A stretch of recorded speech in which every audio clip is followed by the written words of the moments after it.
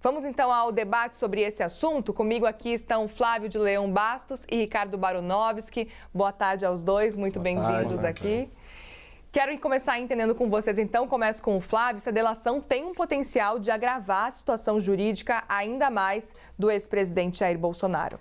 Boa tarde, Muriel. Boa tarde, professor Ricardo.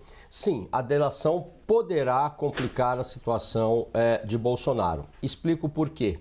A lei de organizações criminosas, que é a lei que disciplina a colaboração premiada, ela apresenta alguns objetivos bem claros da delação.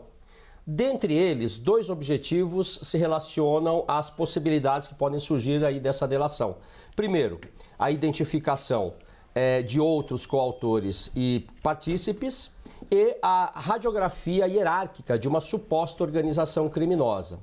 Ou seja, para que esta delação seja efetivamente aceita, que ela vá adiante, necessário é que as autoridades identifiquem esta possibilidade.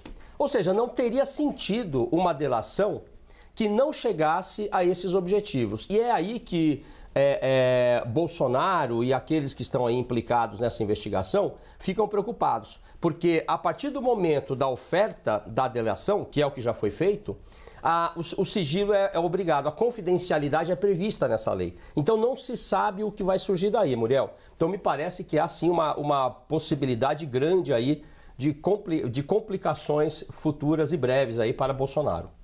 Muito bem, quero ouvir também Ricardo Baronovski sobre justamente esse ponto. Qual que é a sua avaliação sobre a tendência, então, de que Jair Bolsonaro seja implicado também nessa delação premiada, Baronovski? Boa tarde, Muriel. Boa tarde, professor Flávio. Prazer estar aqui com o senhor.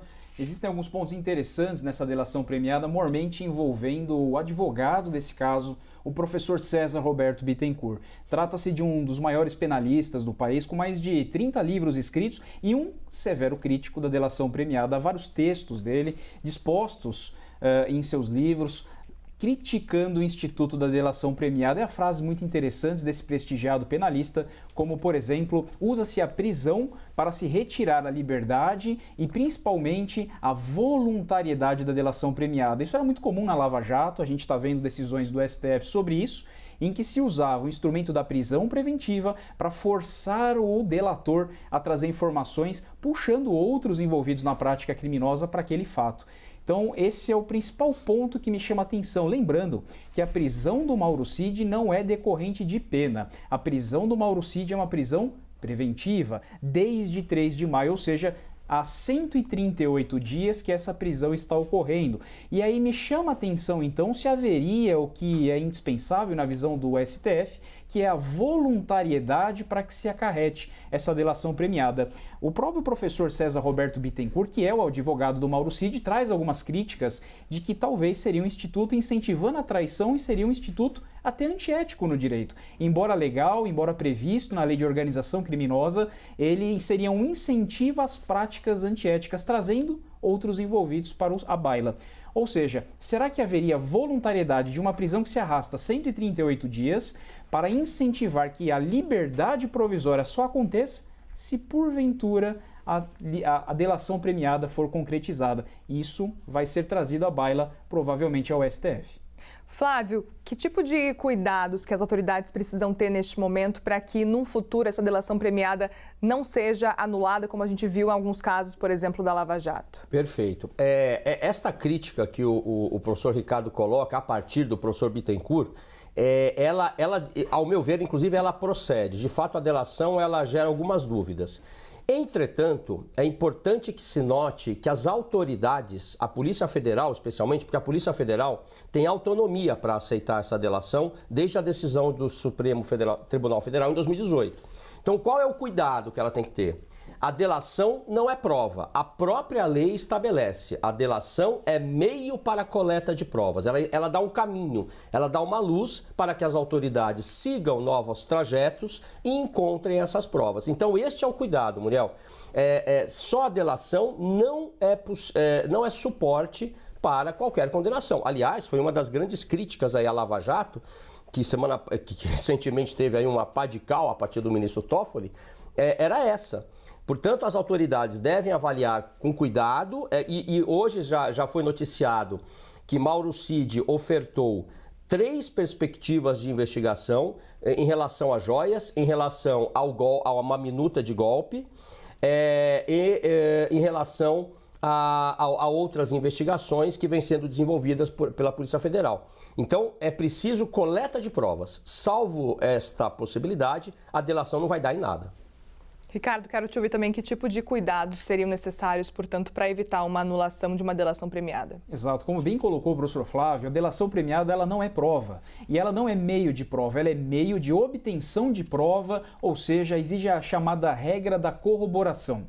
A delação premiada por si só, apenas verbal, não tem valor. A delação premiada em si ela tem que ser amparada por documentos e provas que justifiquem as informações trazidas pelo delator. E essa é exatamente a minha preocupação, que também é preocupação do advogado de defesa César Roberto Bittencourt, como eu disse, um grande penalista do país, tem mais de 30 livros escritos e muito sobre essa matéria. Melhor seria se essa delação premiada ocorresse em liberdade e que ela não fosse, sim, um instrumento para a conquista da liberdade provisória. O que se vê como este cenário é que a delação premiada seria uma condição para que ele conquistasse a liberdade provisória. Aí será que haveria, então, a voluntariedade do delator?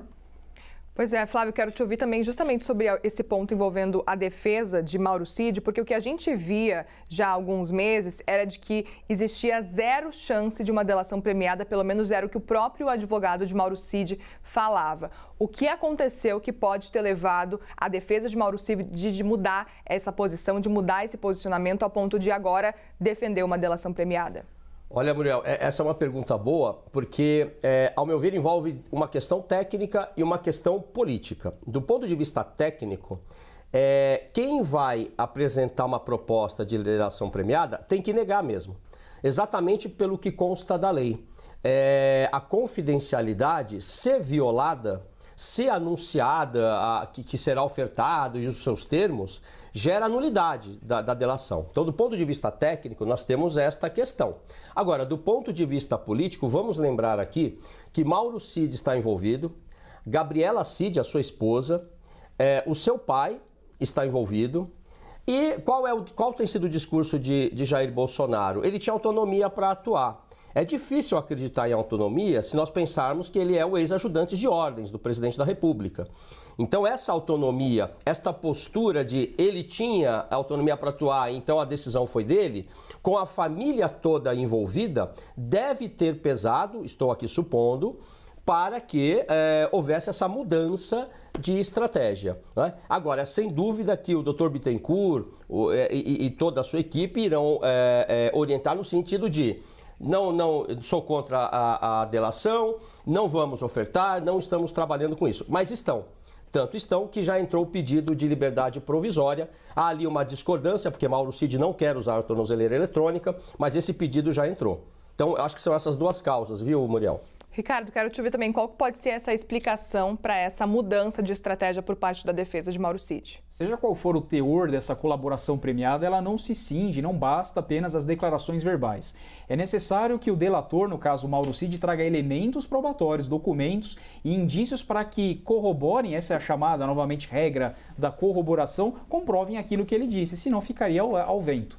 É necessário, então, que o delator comprove aquilo que ele está dizendo. Isso é essencial. E como bem colocou o professor Flávio, há um sigilo que vai até 6 meses depois do recebimento da denúncia, ou seja, é um prazo que não se conhecerá. A delação ela não é matéria pública e nós só saberemos depois de um certo tempo, provavelmente depois de 6 meses de que ela é realizada. Mas, novamente, é importante ressaltar isso. A regra no Brasil não é a prisão preventiva. A prisão preventiva é a exceção. A exceção para garantia da instrução processual, para garantia da investigação criminal, da ordem pública, da ordem econômica, mas ela é exceção. Não é uma prisão decorrente de pena, não tem caráter expiatório, ou seja, não tem caráter punitivo. Essa prisão, desde 3 de maio, se arrastando por 138 dias, é a exceção no ordenamento jurídico e é aí que se vê numa posição mais garantista, inclusive também bem defendida por seu advogado.